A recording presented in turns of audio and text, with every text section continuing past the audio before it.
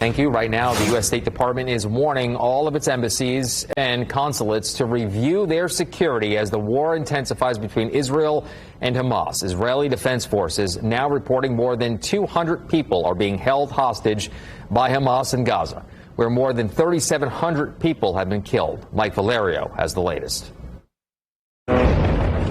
A deadly explosion rocking a Gaza neighborhood not far from homes where children are playing.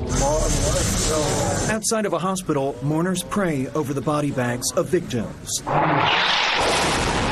The grim effects of war that's erupted in the Middle East captured on video. A war that the Israel Defense Forces say may not have an end in sight. This will not be short. And even if we'll have to expand the campaign in case another enemy gets involved, we'll know how to handle it. With fears that a humanitarian crisis is spiraling out of control in Gaza, the United States and the European Union are calling for Israel and Egypt to allow aid across the border. The Palestinian people are victims of Hamas too.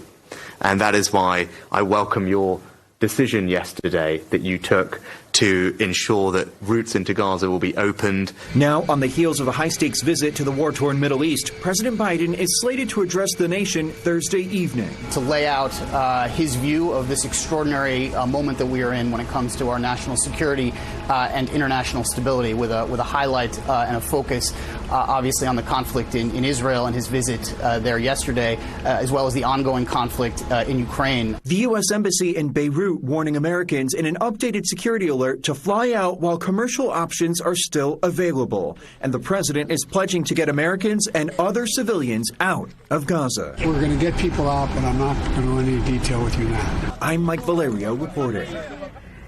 And workers at the border between Egypt and Gaza are preparing for the border to open tomorrow morning. At least 25 trucks carrying humanitarian aid for Palestinians in Gaza are waiting, ready to cross into the United States.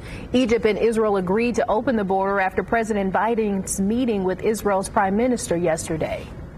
The State Department is issuing a rare worldwide alert for Americans in other countries. It warns they should exercise increased caution due to international tensions. The department says terrorist attacks could be more likely. It also notes the possibility of demonstrations or violence against U.S. citizens. The State Department is also raising the travel advisory for Lebanon and Israel to the highest level.